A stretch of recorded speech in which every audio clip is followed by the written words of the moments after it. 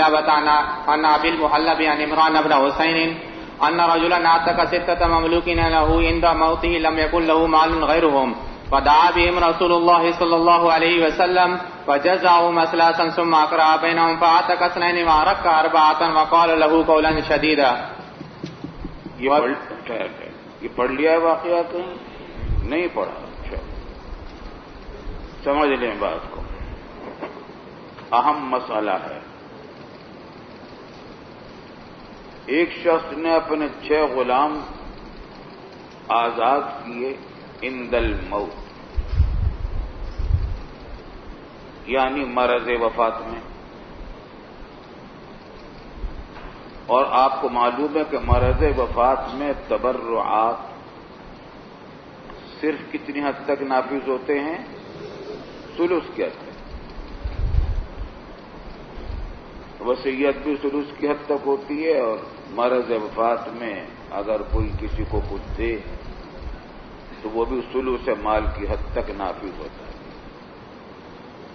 لم یکن لہ مال غیرہ، کچھ اور مال اس کے پاس تھا نہیں، جتنا سرمایہ تھا بس یہ 6 غلام تھے اور انہی کو اس نے آزاد کر دیا.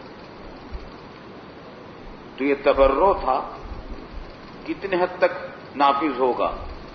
ثلث کی حد تک. یہاں تک تو بات متفق علیہ ہے. فدعا بہم رسول اللہ صلی اللہ علیہ وسلم، بلایا ان غلاموں کو. فجزأہم اثلاثا، اور آپ نے ان کو 3 حصوں میں تقسیم کیا، 2 ادھر 2 یہ 2 یہ، ہر حصے میں 2 غلام آئے. ہر 2 غلام جو ہیں پورے 6 غلاموں کا کتنا ہے؟ یہ کتنا ہے؟ ثلث.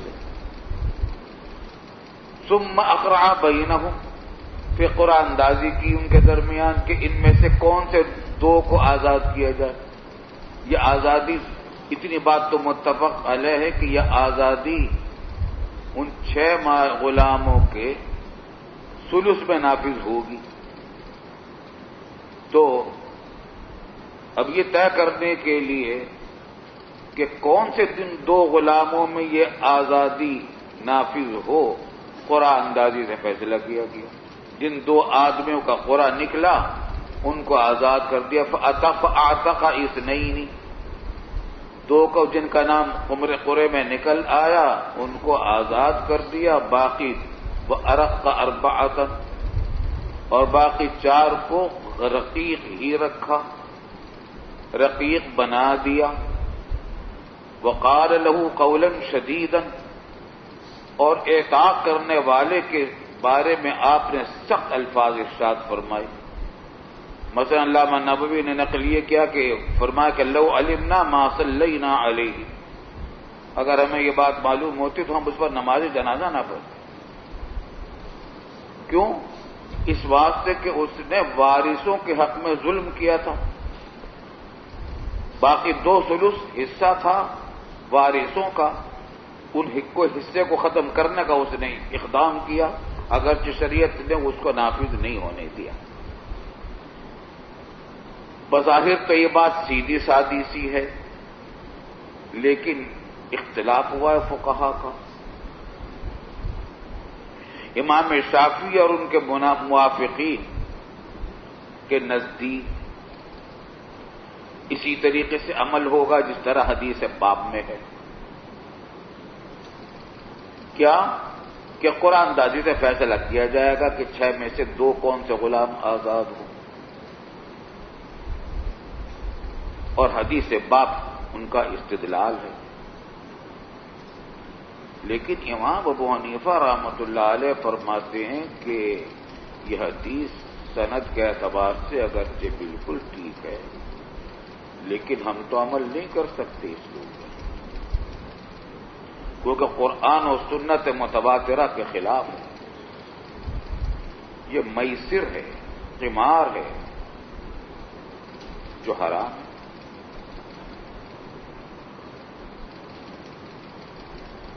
قرآن اندازی سے جو فیصلہ کیا گیا کہ 6 میں سے ان 2 غلاموں کو آزاد کیا جائے، باقی سب چاروں کو محروم کر دیا جائے، یہ تو میسر ہے۔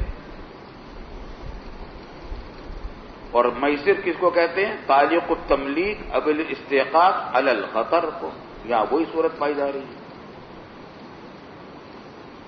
اور میسر کو قرآن نے حرام کیا۔ سمجھ آتی نہیں آتی حنفیہ کی بات؟ سوال پیدا ہوا کہ قرآن اندازی تو تم کیا کہہ رہے ہو حنفیہ؟ توبہ توبہ، قرآن اندازی تو حضور صلی اللہ علیہ وسلم سے بھی ثابت ہے، وہ اپنی ازواج مطہرات کے درمیان قرآن اندازی سے فیصلہ کرتے تھے کہ کون میں سفر میں ساتھ جائے کون نہ جائے، ہوتی تھی نہیں ہوتی قرآن اندازی؟ اسی طریقے سے کفالت مریم کے بارے میں قرآن کریم نے ذکر کیا کہ اذ یلقون اقلامہم، اقلام ڈال رہے تھے، قرآن اندازی کر رہے تھے۔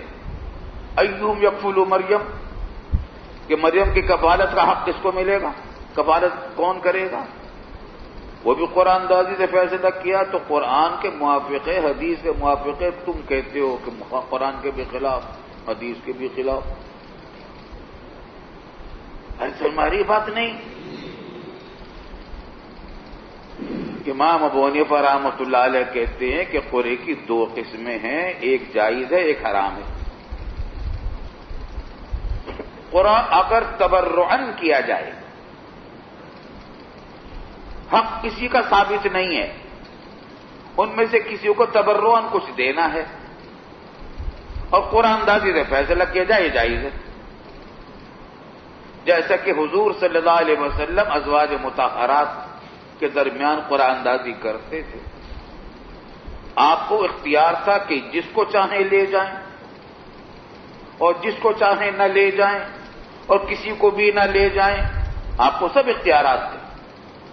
لیکن حضور صلی اللہ علیہ وسلم جب فیصلہ کرتے تھے کہ کسی کو ساتھ لے جانا ہے تو تطیب خاطر کے لیے، دوسروں کی دلداری کے لیے قرآن اندازی سے فیصلہ کر لیتے تھے، یہ جائز ہے قرآن۔ اسی طریقے سے کفالت مریم کے لیے جو قرآن اندازی ہوئی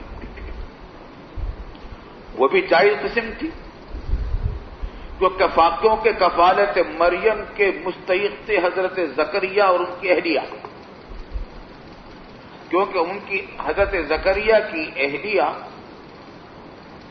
خالہ تھی مریم کی، تو کفالت کا وہ ماں کی طرح ہوتی ہے خالہ، تو کفالت کا اختیار خالہ کو تھا، دوسروں کو نہیں تھا، لیکن وہ بھی مطالبہ کر رہے تھے کہ کفالت ہم کریں گے، تو تطیب، حالانکہ ان کا حق نہیں تھا، تطیب خاطر کے لیے قرآن اندازی کر دی گئی، یہ قرآن جائز ہے۔ لیکن یہاں کے جو قرآن اندازی یہ تو کھلا میسر ہے۔ وجہ کیا ہے؟ وہ یہ کہ اعتاق جب اس نے 6 کا کیا تو حقدار تو 6 کے 6 ہو گئے نہیں ہو گئے ہیں؟ سب کے سب حقدار ہو گئے نہیں ہو گئے؟ پھر قرآن اندازی کر کے 2 کو تو دوسروں کا حصہ بھی دلوا دیا گیا، باقی 4 کو ان کے حصے سے بالکل ہی محروم کر دیا گیا، اور یہی میسر ہے۔ قمار اور کس کو کہتے ہیں؟ ارے بھائی سمجھ میں آتی نہیں آتی؟ اس واسطے کیا سوال ہوا حنفیہ سے کہ پھر تم بتاؤ کیا ہوگا، تم مطلب بتاؤ، مفتی تو تم ہی بنے بے رب۔ تو کہا کہ ہم بتاتے ہیں، اور وہ یہ کہ طریقہ یہ ہے کہ ہر غلام کا 1 ثلث آزاد ہوگا، 6 کے 6 کا ثلث 1 آزاد ہوگا۔ قاعدے کی باتیں نہیں ہیں، اعتاق 6 کا ہوا تھا، 6 کے 6 مستحق ہیں، تو ہر ایک کا ثلث آزاد ہو جائے گا، تو اقرا کی ضرورت ہی نہیں پیش آئے گی۔ جب 1 ثلث آزاد ہوگا تو باقی جو 2 ثلث باقی رہیں گے ہر غلام کے، اس 2 ثلث کا وقت کا حکم وہی ہوگا جو پچھلی حدیث میں آپ نے پڑھا ہے کہ عبد مشترک کا ایک حصے کو اگر موثق اپنے حصے کو آزاد کر دے تو کیا ہوتا ہے؟ شریک کو اگر موثق مالدار ہے تو موثق سے ضمان لیا جا سکتا ہے اور آزاد کر دیا جائے گا، یا موثق شریک بھی اپنے حصے کو آزاد کر دے یا پھر اس سے غلام سے سیایا کرا لے. یہاں کیا صورت ہے کہ مرد موتق جو تھا وہ انتقال فرما چکا ہے، اس سے زمام تو لیا نہیں جا سکتا. سمجھ آ رہی نہیں آتی بات کو؟ تو باقی جو وارث ہیں وہ ان سے زمام تو لے نہیں سکتے موتق سے، باپ سے. تو اب وہ کیا کر سکتے ہیں کہ یہ تو اپنے حصے کو بھی آزاد کر دیں، یہ غلام سے سیایا کروا لیں. غلاموں سے سیایا کرا لیں کہ پیسے کما کر لاؤ تو میں آزاد کر دیں گے. آ گئی سمجھ بات نہیں؟ بات سمجھ میں آتی ہے؟ حدیث باپ کا جواب کیا ہوگا؟ بس اب دلیل تو ہماری آ گئی پکی، دلیل میں کوئی کسر نہیں ہے، وہ دلیل آ گئی پختہ. لیکن حدیث باپ کا کیا جواب ہوگا؟ حدیث باپ کا جواب یہی ہوگا کہ قمار شروع میں جائز تھا. حضرت ابو بکر صدیق رضی اللہ تعالیٰ عنہ نے قمار والا معاہدہ کیا تو نہیں تھا غلبت الروم کے بارے میں؟ اس وقت قمار حرام نہیں ہوا تھا، بعد میں حرمت آئی ہے، تو یہ اس وقت کی بات ہوگی جب حرمت نہیں آئی تھی. ایک احتمال. اور اگر ترجیح کی طرف جاتے ہو تو ہمارا استدلال وہ آیات قرآنیہ سے اور قاعدہ کلیہ سے، یا ایک واقع جزیہ ہے، ترجیح اسی کو ہوگی. حضرت گنگوئی رحمۃ اللہ علیہ نے اس کا ایک جواب اور عنایت فرمایا ہے، وہ ہم آگے بیان کریں گے جب اگلی روایت بھی آپ پڑھ لیں گے. جی. وبه قال حدثنا قتيبة بن سعيد قال حدثنا حماد قال وحدثنا اسحاق بن ابراهيم وابن ابي عمر عن الثقفي كلاهما عن ايوب بهذا الاسناد. اما حماد فحديثه كروايه ابن عليا واما الثقفي ففي حديثه ان رجلا من الانصار اس کے اندر یہ زیادت آ رہی ہے، ثقفی کی روایت میں یہ زیادت ہے ان رجلا من الانصار اوصى عند موته فاعتق 6 مملوک. اچھا نہیں، یہ تو زیادتی اوپر بھی آ چکی ہے.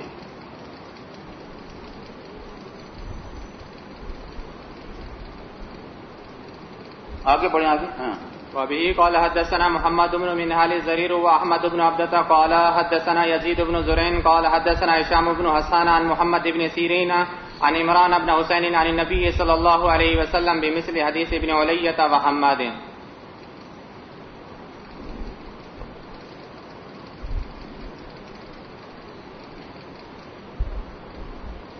جی ٹھیک ہے. نہیں، یہاں پر حضرت گنگوئی رحمۃ اللہ گنگوئی کی جو بات میں کہہ رہا تھا وہ نہیں ہے یہاں، بلکہ ایک اور بات ہے. یہ تو آپ نے جو بات بیان کی ہے اور حنفیہ کی دلیل بیان کی ہے اور ساری تفصیل بیان کی، یہ علامہ ابن الحمام نے فتح القدیر میں ارشاد فرمائی. ایک بات اور کہی ہے ابو بکر جساس رازی رحمۃ اللہ علیہ نے، بڑے جلیل القدر فقیہ ہیں، مفسر بھی ہیں.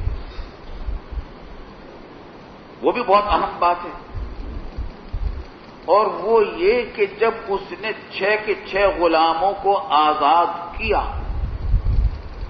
تو فوری طور سے ہر غلام کے 1/3 کا اعتاق خود بخود ہو گیا.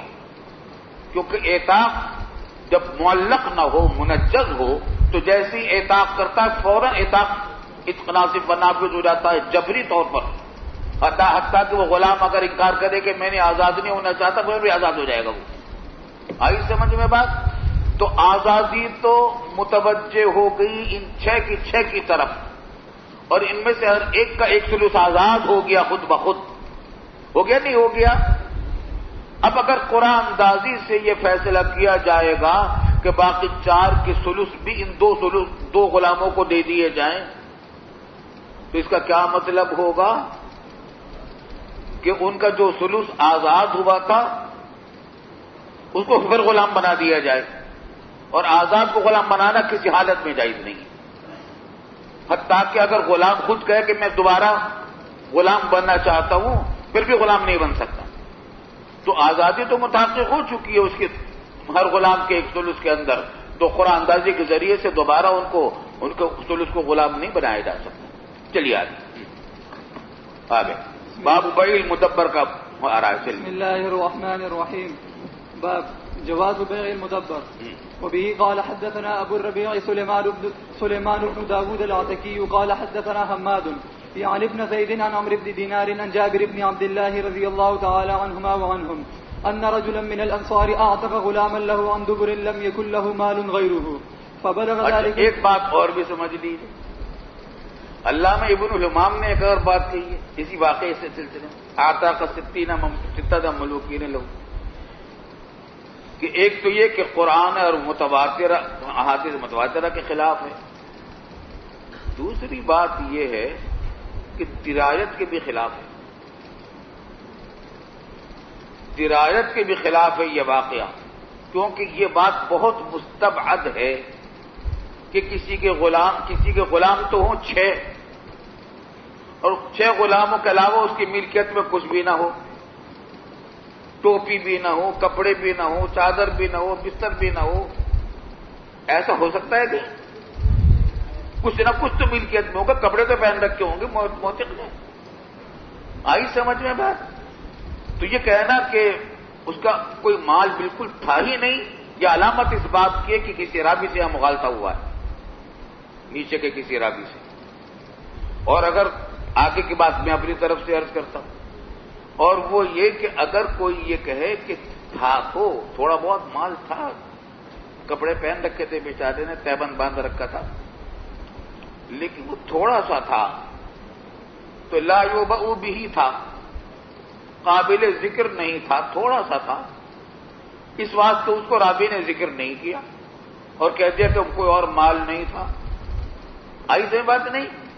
تو جواب یہ ہوگا کہ پھر تو اگرچہ تھوڑا ہی سا تھا، 1 درہم کے برابر ہی تھا، 2-3 درہم کے برابر ہی تھا اس کے پاس مال، پھر تو 2 غلام 6 غلاموں کا 1/3 نہ ہوئے، بلکہ تیسرے غلام کا بھی کچھ حصہ آزاد ہونا چاہیے. آ رہی سی بات نہیں؟ سمجھ میں آتی نہیں آتی؟ حالانکہ یہاں حضور صلی اللہ علیہ وسلم نے 2 غلاموں کا آزاد کیا، تیسرے غلام کے کسی حصے کو آزاد نہیں کیا. بات معلوم تھی. یہ علامت اس بات کی ہے کہ راوی کو اس واقعے کے اندر کوئی مغالطہ ہوا ہے. چلیے آگے. اچھا، بیع المدبر کا مسئلہ تو مشہور مسئلہ ہے، پڑھ لیا نہیں؟ پڑھ لیا نہیں؟ ایمانداری سے بتاؤ نا، کچھ نہیں پتا. لاؤڈ اسپیکر جس کے بعد جو عبارت پڑھ رہا ہے وہ بتائے. پڑھ لیا ہے. کہاں؟ بخاری میں، ابو داؤد میں. تفصیل سے پڑھ لیا؟ اجمال سے پڑھتا، ہر جگہ اجمال سے پڑھتے ہو. اچھا، ہوشیار ہے. اچھا، سمجھ لے. اچھا ہے تو تکرار ہو جاتا ہے تو اچھا ہے، مسئلہ ذہن میں آ جاتا ہے. ایک مرتبہ پڑھا ہوا مسئلہ پوری طرح مستحکم بھی نہیں ہوتا دل میں. یہ تو آپ کو معلوم ہے کہ مدبر کس کو کہتے ہیں؟ کسی غلام کو اس کا مالک کہتا ہے کہ اذا مت فانت حر، جب میں مروں تو آزاد. تو بیچارہ مرنے کا انتظار کرتا رہتا ہے مولا کے. آئی سمجھ میں بات؟ اور ایک ہوتا ہے مدبر مقید، یہ تو ہے مطلق. مدبر کی 2 قسم ہوتی ہیں. جو مثال ہم نے دی یہ تو مدبر مطلق کی ہے کہ اذا مت فانت حر. اور مقید کی مثال یہ ہے کہ کہتا ہے کہ اذا مت فی مرضی ھذا فانت حر، یا کہتا ہے کہ اذا مت فی سفری ھذا فانت حر، یا کہتا ہے کہ اذا مت فی شہری ھذا فانت حر. یہ مطلق، یہ مدبر مقید ہے. اس کی بے میں تو کوئی اختلاف نہیں. مقید کی بے جائز ہے سب کے نزدیک. حنفیہ کے نزدیک بھی جائز ہے، ائمہ ثلاثہ کے نزدیک بھی جائز ہے. بات سمجھ میں آ رہی ہے؟ اختلاف ہے مدبر مطلق کے بارے میں. حنفیہ کہتے ہیں کہ جائز نہیں. امام شافعی، امام احمد بن حنبل اور دوسرے بعض فقہا جمہور جائز کہتے ہیں. آئی سمجھ میں بات؟ اب ذرا حدیث دیکھیے. جی، فبلغ ذلك النبي صلى الله عليه وسلم فقال من يشتريه مني فاشتراه نعيم بن عبد الله ب800 درهم فدفعها إليه. قال عمرو سمعت جابر بن عبد الله يقول عبدا كبتي مات أعمى أولا. وبه قال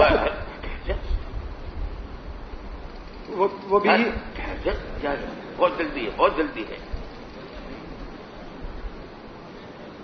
ایک آدمی نے یہ آزاد کیا اپنے ایک غلام کو اندبرن، وہی کہا اذا مت فانت حر لم یکن لہو مال غیرہ، اس کے پاس بیچارے کے پاس بھی اس کے علاوہ کوئی اور مال نہیں تھا. فبلغ ذلك النبی صلی اللہ علیہ وسلم، تو اس نے کیا کام کیا؟ یہ مدبر کو فروخت کر دیا، مدبر کو آزاد کر دیا، نہیں بلکہ مدبر کو مدبر بنا. اب اور کوئی مال تھا نہیں، غلام کو جتنا مال تھا غلام تھا اسی کو اس نے آزاد کر دیا. وارثوں کو نقصان پہنچایا نہیں پہنچایا. اب اس کا اختیار صرف 1/3 کی حد تک تھا موتق کا، کیونکہ مرض وفات میں عند الموت یا وصیت کی صورت میں تبرعات جو ہوتے ہیں وہ صرف 1/3 کی حد تک نافذ ہوتے ہیں. جب یہ بات نبی صلی اللہ علیہ وسلم کو معلوم ہوئی تو آپ نے فرمایا کہ من یشتریہ منی، کون ہے جو اس غلام کو مدبر کو مجھ سے خریدے تاکہ وارثوں کو ان کا حصہ دلوایا جائے 2/3. آئی سمجھ میں بات؟ فاشتراہ نعیم بن عبد اللہ ب800 درہم، یہ صحابی تھے، انہوں نے خرید لیا اس غلام کو مدبر کو 800 درہم میں. بس حضور صلی اللہ علیہ وسلم نے وہ 800 درہم اس موتق کو مدبر بنانے والے کو دیے کہ تم وارثوں کو دو. قال من سمعت جابر بن عبد اللہ یقول عبدا قبطیا مات عام اولا، یہ قبطی تھا غلام، اور جس کی موت ہوئی ہے حضرت عبداللہ بن زبیر رضی اللہ تعالیٰ عنہ کی امارت کے پہلے سال میں. آگے اور روایت حدیث پڑھ لیجیے. وبه قال حدثناه أبو بكر بن أبي شيبة وإسحاق بن إبراهيم عن ابن عيينة قال أبو بكر قال حدثنا سفيان قال أبو بكر قال أبو بكر حدثنا سفيان بن عيينة قال سمعت عمرو جابرا يقول دبر رجلا من الأنصار غلاما له لم يكن له مال غيره فباعه رسول الله صلى الله عليه وسلم. قال جابر فاشتراه ابن النحام عبدا كبتيا مات عام أول في إمارة ابن زبير. تو ابن نحام نے اس کو خرید لیا، وہی نعیم ابن عبداللہ جو ہے وہی ابن نحام، اس کو خرید لیا. اور آگے روایت پڑھ لیجیے. وبه قال حدثنا قتيبة بن سعيد وابن رمح عن الليث بن سعد عن أبي زبير عن جابر عن النبي صلى الله عليه وسلم في المدبر نحو حديث حماد عن عمرو بن دينار. وبه قال حدثنا قتيبة قال حدثنا المغيرة يعني الحزامية عن عبد المجيد بن سهيل عن عطاء بن أبي رباح عن جابر بن عبد الله قال وحدثني عبد الله بن هاشم قال حدثنا يحيى بن سعيد عن الحسين بن زكوان المعلمي قال حدثني عطاء عن جابر قال وحدثني أبو غسان المسمعي قال حدثنا معاذ قال حدثني أبي عن مطر عن عطاء بن أبي رباح وأبي زبير وعمر بن دينار أن جابر بن عبد الله رضي الله تعالى عنهما وعنهم حدثهم في بيع المدبر كل هؤلاء. قال عن النبي صلى الله عليه وسلم بمعنى حديث حماد وابن عيينة عن عمرو وجابر. یہ سب حدیثیں آ گئی. حاصل اس پورے باب کی روایتوں کا ایک ہی واقعہ ہے، اور یہ کہ حضور صلی اللہ علیہ وسلم نے اس مدبر کو کی بے فرمائی تاکہ وارثوں کو ان کا حصہ دلوایا جا سکے، ظلم سے بچایا جائے. چنانچہ امام شافعی اور ان کے موافقین اور جمہور فقہا اس کو جائز کہتے ہیں. امام ابو حنیفہ رحمۃ اللہ علیہ بیع المدبر المطلق کو ناجائز کہتے ہیں.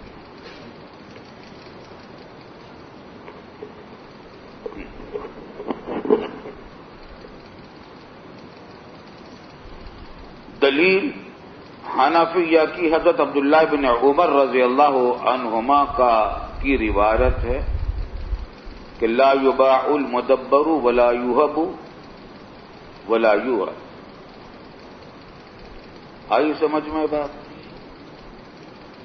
اس روایت کو دارقطنی اور بیہقی نے دونوں نے ذکر کیا ہے، لیکن دارقطنی کہتے ہیں کہ اس کا مرفوعاً ہونا تو ضعیف ہے، لیکن یہ روایت موقوف ہے. وہ صحت سند کے ساتھ ثابت ہے، موقوفاً صحت سند کے ساتھ ثابت ہے، اور مرفوعاً سند ضعیف کے ساتھ آئی ہے. لیکن اس کی وجہ سے کوئی نقصان حنفیہ کے استدلال میں نہیں آتا. جہاں تک سند ضعیف کا معاملہ ہے مرفوعاً ہونے کی صورت میں، اس کا جواب یہ کہ یہ متعدد طرق سے آئی ہے روایت. تو اگر طرق متعددہ ضعیف ہوں تو مجموعہ مل کر حسن لغیرہ بن جاتے ہیں، تو مرفوعاً یہ حسن لغیرہ کے درجے میں ہے، تو قابل استدلال ہے فی الجملہ. اگرچہ یہ بات ہے کہ یہ حدیث صحیح ہے اور وہ حسن لغیری ہے. اچھا، اور موقوفاً یہ صحیح ہے، صحت سند کے ساتھ ثابت ہے. تو موقوفاً ہونا ہمارے لیے مضر نہیں. علامہ ابن الامام کہتے ہیں، بڑے زبردست مجتہد ہے علامہ ابن الامام، معمولی شخصیت نہیں. کہتے ہیں کہ موقوف ہونا ہمارے لیے مضر، ہمارے استدلال کو موقوف ہونا بھی مضر نہیں. کیوں؟ اس بات سے کہ یہ اثر صحابی خلاف قیاس ہے. خلاف قیاس کیوں ہے؟ کہ مدبر قبل موت سیدی ہی پورا کا پورا آزاد ہے، یدن بھی رقبتن بھی، تو اس کی بے جائز ہونی چاہیے قبل موت سیدی ہی. قیاس کا تقاضا یہی تھا. لیکن ابن عمر قیاس کے خلاف روایت کر رہے ہیں.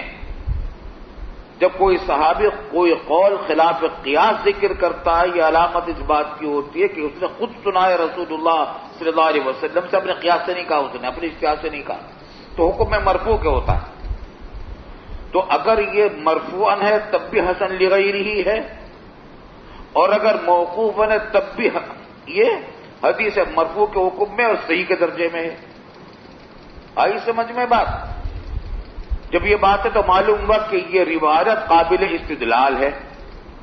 اب مسئلہ یہ ہے کہ قابل استدلال یہ بھی ہے، قابل استدلال ابن عمر کی روایت بھی ہے. اب اس میں ترجیح دیکھنے کی بات ہے. آئی سمجھ میں بات بھائی؟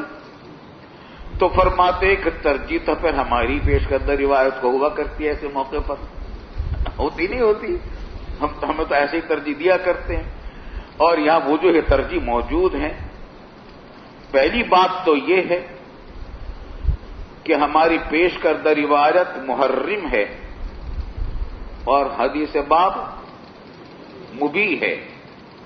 جب تعارض ہو جائے تو محرم کو ترجیح ہوتی ہے، نمبر 1. نمبر 2، ہماری پیش کردہ روایت قولی ہے اور حدیث باب کا واقعہ جزئیہ ہے، فعلی ہے. اور جب تعارض ہو جائے تو ترجیح کس کو ہوتی ہے؟ قولی کو ہوتی ہے. بات سمجھ میں آتی ہے نہیں آتی؟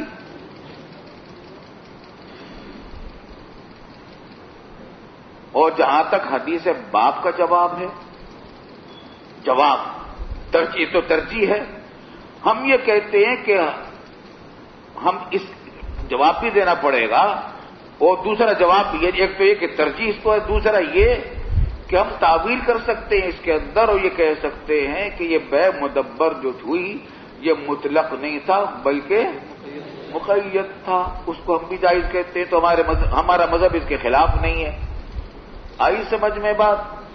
اور یہ بھی ممکن علامہ ابن الامام کہتے ہیں کہ یہ اس وقت کی بات ہو جب دین کے عوض میں حر کی بیع بھی جائز تھی. ایک زمانے میں یہ ہوتا تھا کہ مدیون ہوا کوئی تو پھر اس کی بیع کر دیتے تھے، اس کو غلام بنا لیتے تھے. تو جب اس کی بیع منسوخ ہوئی تو یہ بھی منسوخ ہو گئی. آئی سمجھ میں بات بھائی؟ اور ناسخ کون سی ہے؟ یہ ابن عمر کی روایت آ گئی، تو حدیث باب منسوخ، ابن عمر کی روایت ناسخ ہو گئی. بات سمجھ میں آ گئی؟ یہ تو علامہ ابن الامام کی بات ہو گئی. اور حضرت گنگوئی رحمۃ اللہ علیہ بھی بڑی باریک باتیں فرمایا کرتے ہیں. انہوں نے ایک جواب اور دیا، اور وہ یہ کہ یہاں ہو سکتا ہے کہ حقیقتاً بیع نہ کی ہو، مجازاً راوی نے اس کو بیع سے تعبیر کیا ہے، کیونکہ یہ صورتاً بیع تھی، حقیقتاً بیع نہیں تھی. وہ کیسے؟ کہ ہو سکتا ہے کہ حضور صلی اللہ علیہ وسلم نے جب دیکھا کہ اس میت کے، اس موتق کی ملکیت میں کچھ اور مال ہے نہیں سوائے ایک غلام کے، تو وارثوں کو بالکل محروم کر دے گا یہ، تو ان بہت ہی، تو وارثوں کا حق دلوانے کے لیے کیا کیا ہوگا؟ اس طریقے سے عمل کیا ہوگا جس طرح حنفیہ کہتے ہیں. آئی سمجھ بات؟ وہ یہ کہ ثلث کو تو آزاد کر دیا کیونکہ اس کا حق تھا، ثلث کے اندر آزاد کرنے کا حق تھا نہیں، اس کو مولا کو تھا نہیں تھا، ثلث کے حد تک تو اس کو اختیار ہوتا ہے. باقی دو ثلث کے اندر، سمجھ میں آ رہی بات؟ کیا ہوا؟ باقی دو ثلث کے اندر حق تھا وارثوں کا. وارثوں کا حق دلوانے کے لیے رسول اللہ صلی اللہ علیہ وسلم نے اس غلام سے سعایہ کرایا ہوگا، جیسا کہ حنفیہ بھی کہتے ہیں. سمجھے نہیں بات کو؟ سمجھے نہیں بات کو؟ حالت یسار نہیں تھی بلکہ حالت اعصار تھی، کیونکہ اور کوئی مال تھا نہیں اس کے پاس، خود واقع میں ہے. حالت اعصار تھی، اور حالت اعصار میں وارثوں کو دو اختیار ملیں گے، یا تو اپنے حصوں کو وہ بھی آزاد کر دیں یا سعایہ کرا لے غلام سے. تو رسول اللہ صلی اللہ علیہ وسلم نے وارثوں کے لیے سعایہ کرایا ہوگا، اس غلاموں سے کہا ہوگا کہ یہ سعایہ کریں گے.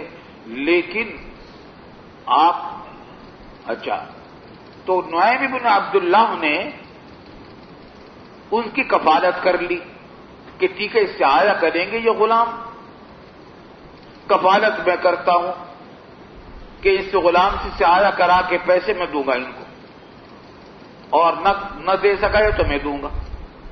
تو کفالت کی نعیم بن عبداللہ نے، تو صورتاً یہ بیع ہو گئی کہ دو ثلث غلام کے جو ہے اس کی کفالت کی کس نے؟ نعیم بن عبداللہ نے 800 درہم دے دیے. بات سمجھ میں آتی ہے؟ کفالت کے طور پر صورتاً یہ بیع ہوئی، اس واسطے راوی نے اس کو لفظ بیع سے تعبیر کر دیا. اگرچہ یہ توجیہ دور کی بہت ہے، لیکن یہ کہ قواعد کے موافق ہے. واللہ اعلم بالصواب. چلیے آگے. سوال 32.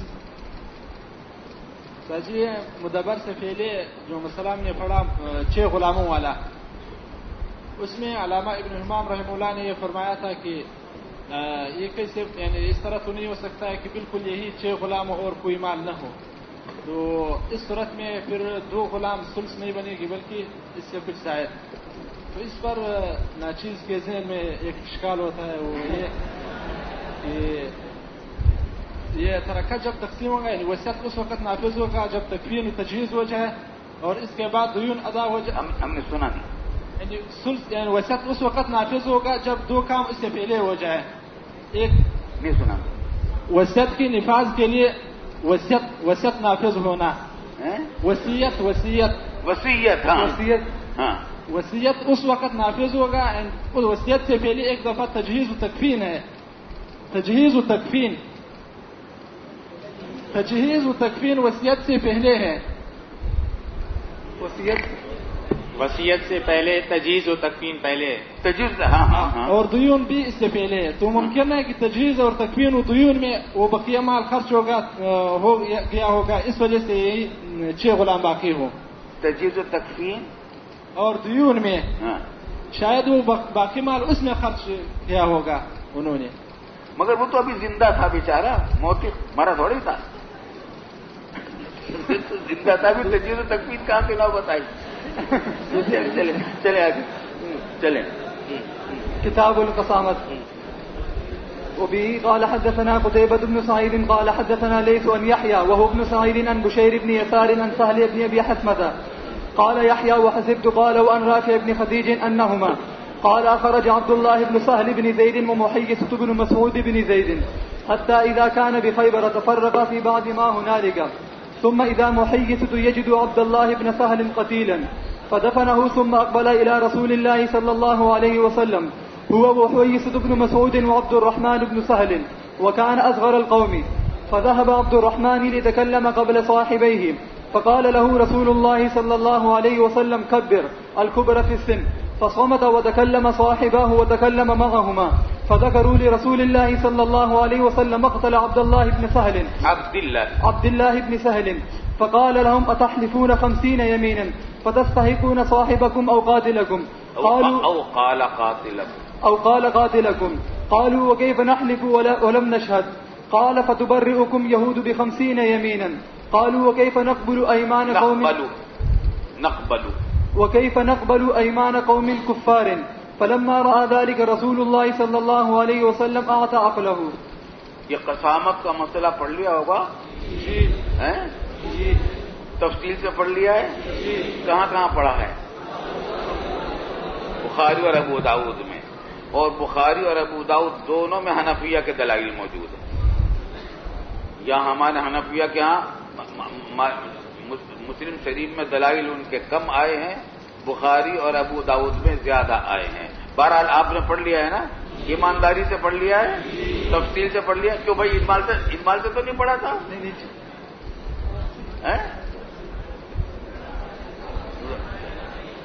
کیا کہہ رہے ہیں؟ متوسط پڑھے, متوسط خیر الامور اوسط ہوا, خیر الامور اوسط ہوا. خیر, لیکن کیونکہ احادیث باب میں کچھ الفاظ ایسے آئیں گے کہ اس کے لیے ہمیں کچھ بتانا پڑے گا. خلاصہ ذرا ہم بیان کر دیتے تاکہ ذہنوں میں تازہ ہو جائے بات. تفصیل تو ہم بھی نہیں بیان کریں گے, لیکن خلاصہ کر دیں گے تاکہ احادیث باب کو آپ سمجھنا آسان. صحیح سوال ہے. حضرت ناچیز نے جو اشکال کیا ہے, یہ ناچیز نے جو اشکال کیا ہے, یہ جو انہوں نے حضرت اشکال کیا ابھی تجویز و تکفین کا, جی وہ بھی چھوڑ دو. چلیں آگے. خیر, وبه قال حدثنا اپنے واقع سمجھ لو. حدیث کا ترجمہ دیکھو.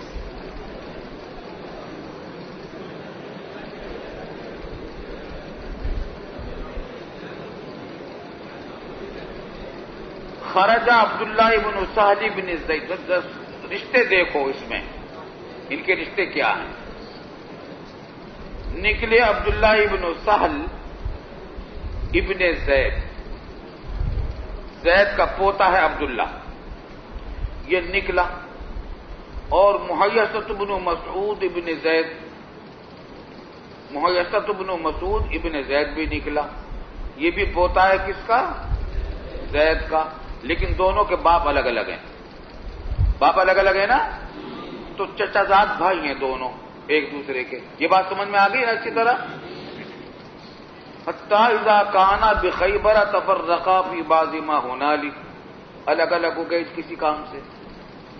ثم اذا محیصۃ یجد عبداللہ بن سہل قتیلا, بیچارہ وہ مقتول پڑا ہوا تھا. فدفنہ ثم اقبل الى رسول اللہ صلی اللہ علیہ وسلم. اب واپس آگے مدینہ طیبہ اور حضور صلی اللہ علیہ وسلم کے پاس حاضر ہوئے. اب جو آئے ان کو دیکھو کون کون آیا. ہوا کی ضمیر کس کی طرف؟ محیصہ کی طرف، اور حویصہ ابن مسعود، یہ دونوں کیا ہو گئے؟ محیصہ اور حویصہ حقیقی بھائی ہو گئے. وہ عبد الرحمن ابن سہل، اور عبد الرحمن ابن سہل بھی آ گئے. یہ کون ہیں؟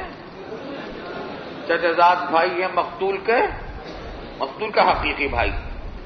تو حویصہ محیصہ مقتول کے چچزاد بھائی ہیں، اور عبد الرحمن ابن سہل حقیقی بھائی ہیں.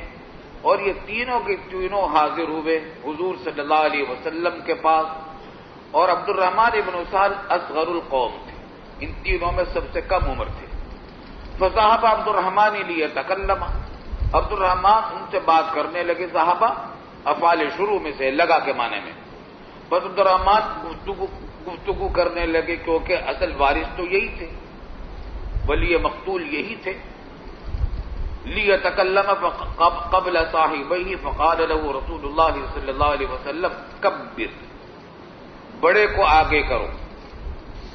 قدم الاکبر، آگے الکبرى فی السن، یہ ادراج ہے راوی کا کہ تفسیر کر رہا ہے وہ کبر کی، کہ مراد تھی رسول اللہ صلی اللہ علیہ وسلم کی کبر فی السن، اور کبر کہتے ہیں اکبر کو. تو مطلب یہ کہ ان کی مراد تھی اکبر فی السن. کیا مطلب؟ کہ حضرت صلی اللہ علیہ وسلم کا مقصد یہ تھا کہ تم میں سے جو بڑا ہے عمر میں اس کو آگے کرو، وہ پہلے گفتگو کرے. فصمت، تو یہ تو خاموش ہو گئے. وتکلم صاحباہ، وتکلم معہما، اور ان کے ساتھ ساتھ پھر یہ بھی بولتا رہا. فذکروا لرسول اللہ صلی اللہ علیہ وسلم مقتل عبداللہ بن سہل فقال لهم اتعلفون 50 یمینا.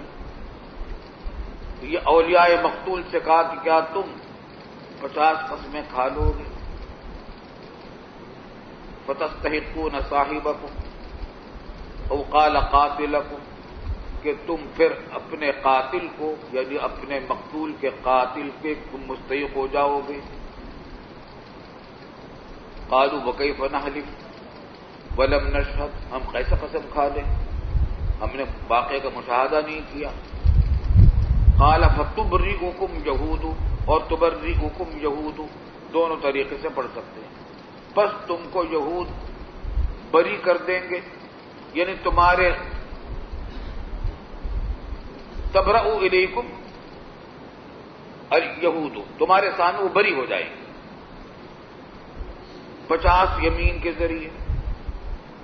50 قسمیں وہ کھا لیں کہ واللہ ما قتلنا وما علمنا له قاتلا، تو وہ بری ہو جائیں گے، ان سے قسمیں نہیں جا سکتی ہیں یہود سے. اور تمہیں اندیشہ یہی ہے کہ یہودیوں نے قتل کیا، وہ بستی وہ خیبر کی یہودیوں کی تھی. قالوا وکیف نقبل ایمان قوم کفار، وہ تو کافر ہیں، ان کی قسموں کا ہمیں کوئی بھروسہ نہیں. پر جب رسول اللہ صلی اللہ علیہ وسلم نے یہ بات دیکھی تو رسول اللہ صلی اللہ علیہ وسلم نے اس کی عقل یعنی دیت ادا کر دی اپنے پاس سے، یا تو بیت المال سے ادا کی ہوگی یا اپنے مال سے خرید لیا ہوگا آپ نے اس ابل کو، اور وہ عطا فرما دیے ہوں گے. یہاں پر یہ بتائی کہ جو کہا گیا تھا فقال لهم متعلفون 50 یمینا، یہ اولیاء مقتول سے کہا گیا. یہ کس کی دلیل ہے؟ ایک آدمی بتائے. شوافی کی دلیل، شوافی کی دلیل ہے. حنفیہ کے یہاں تو طریقہ یہ ہے قسامت کا کہ اگر کسی مملوک زمین میں یا ایسی زمین میں جو لوگوں کے اگرچہ مملوک تو نہیں ہے مگر مقبوض ہے، ان کے قبضے اور استعمال میں ہے، وہاں مقتول پایا جائے اور بینہ مقتول کا قاتل کا بینہ سے قاتل ثابت نہ ہوتا ہو اور آثار اس کے اوپر قتل کے پائے جائیں، زخم ہے، گولی لگی ہے، گلا کٹا ہوا ہے وغیرہ وغیرہ،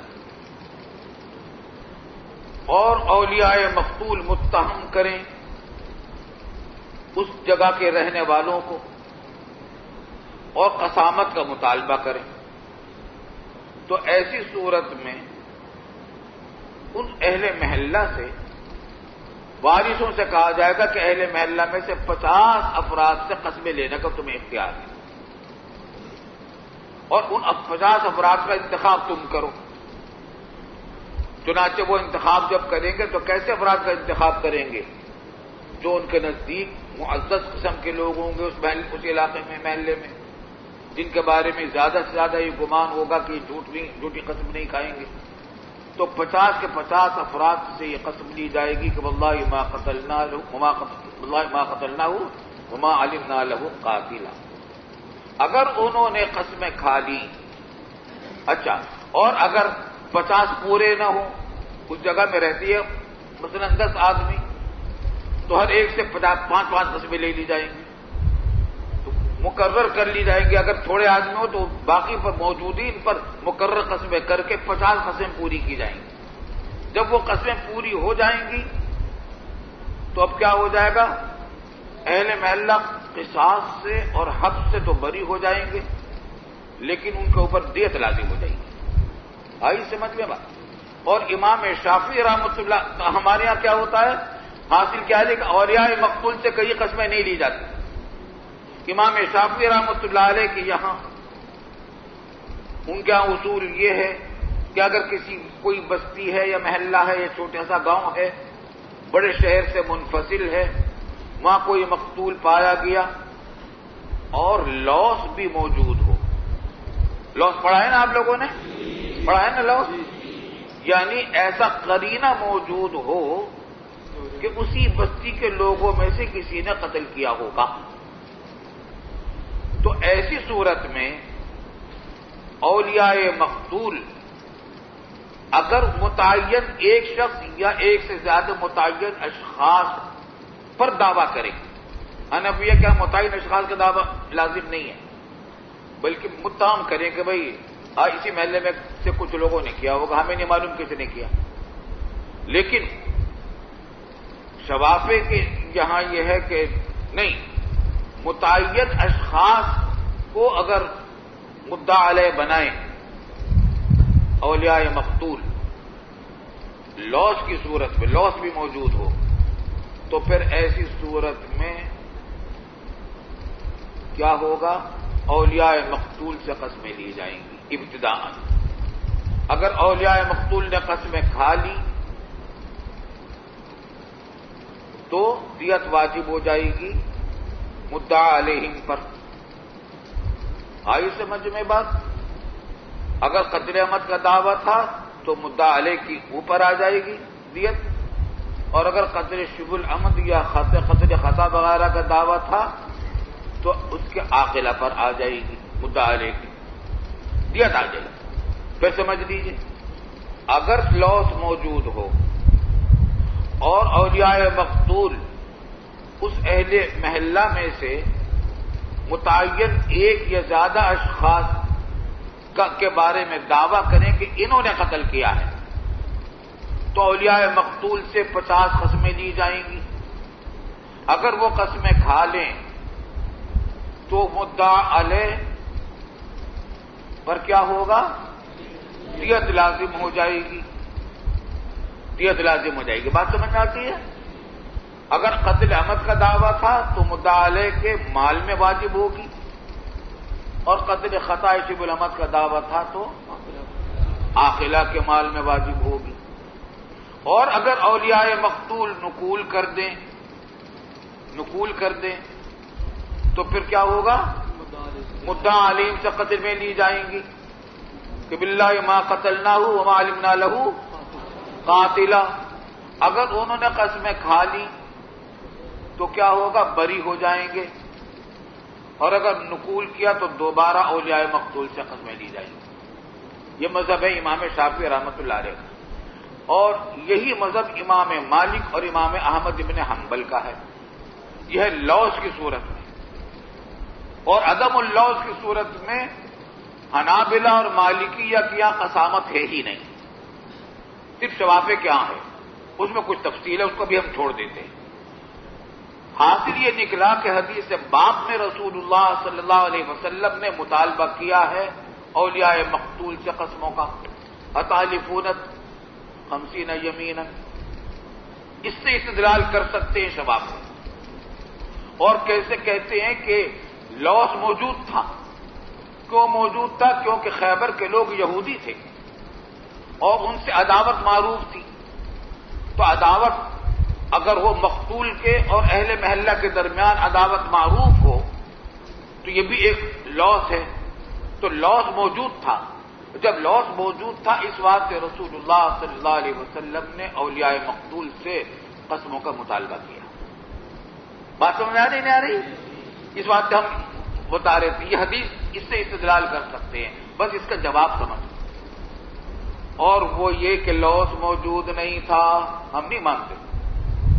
وہ یہ کہ آگے اسی بات کے اواخر میں آ رہا ہے کہ خیبر وہی یومئذ صلح. خیبر اس زمانے میں صلح والا تھا. عداوتیں ختم ہو چکی تھی. فتح خیبر سے پہلے عداوت تھی. اس کے بعد تو معاملہ چل رہا تھا. پیچھے آپ دیکھ چکے ہیں کیا ہو رہا تھا. مساقات ہو رہی تھی, مزارات ہو رہی تھی. تو عداوت ختم ہو چکی تھی. اور واقعہ اس کے بعد کا ہی ہے. تو کیا بات معلوم ہوئی کہ لوث موجود نہیں تھا تو آپ کی بنیادی ختم ہو گئی. آئی سمجھ میں بات؟ جب بنیاد ختم ہو گئی تو معلوم ہوا کہ اولیاء مقتول سے آپ کے مذہب کے مطابق بھی مطالبہ نہیں ہو سکتا تھا قسموں کا. رہ گیا اس حدیث باب کا جواب. تو اس کا جواب یہ ہے کہ ہو سکتا ہے کہ استفہام میں تعجیز کا ہو یا استفہام میں انکاری ہو کہ جب انہوں نے اصرار کیا کہ نہیں وہی قاتل ہیں تو حضور صلی اللہ علیہ وسلم نے کہا ہوگا کہ کیا تم قسمیں کھا کر اس کا مالک بن جاؤ گے, قصاص کا مالک بن جاؤ گے, قاتل کا مالک بن جاؤ گے. مطلب کہ ایسا نہیں کر سکتے. یہ تو استفہام انکاری ہے کہ شرعاً جائز نہیں تمہارے لیے کہ قسمیں کھا کر تم مجھ کے مستحق بن جاؤ. اور حضرت گنگوئی رحمۃ اللہ علیہ نے فرمایا کہ یہ استفہام تعجیز ہے کہ تم قسم کھا بھی نہیں سکتے. کیوں نہیں کھا سکتے؟ اس واسطے کہ تم نے مشاہدہ نہیں کر رکھا. جب مشاہدہ نہیں کر رکھا قسم کیسے کھاؤ گے؟ تو استفہام انکاری تھا کہ وہ جب اصرار کر رہے تھے کہ ہمیں ہمارے بدلہ دلوایا جائے تو اس پر انہوں نے کہا کہ کیا تم قسم کھا لو گے؟ تو استفہام انکاری کے طور پر تھا اور وہ حقیقت میں نہیں. چنانچہ ابو داؤد میں یہ بات آئی ہے کہ حضور صلی اللہ علیہ وسلم نے ابتداءً مطالبہ کس سے کیا تھا؟ اولیاء مقتول سے نہیں کیا تھا بلکہ اہل محلہ سے کیا تھا. چلے ختم ہو گیا. چلو خیر اب تو عبارت ہی پڑھنی باقی رہے گی. خلاصہ تو آپ کے ذہن میں آ گیا نا. درس مسلم میں پوری تفصیل ہے اس مسئلے کی. دیکھنا چاہو تو دیکھ لیں.